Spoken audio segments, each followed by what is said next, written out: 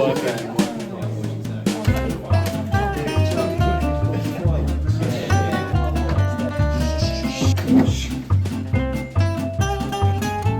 everyone, there's a test and we're going to do a revision of Bonfire night. The most important thing we want to tell people in Hertfordshire is leave fireworks to professionals. You should go to an organised display.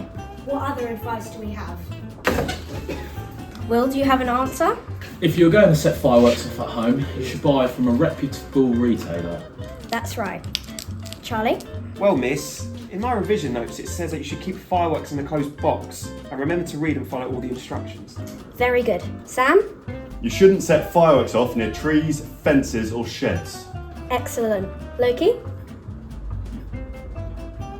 I think what Loki's trying to say is that you should keep pets and children indoors. That's right. Andy?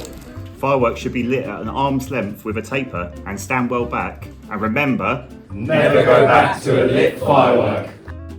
Fire safety is just one of the ways we're with you this winter. Visit www.hertfordshire.gov.uk/with you for more information.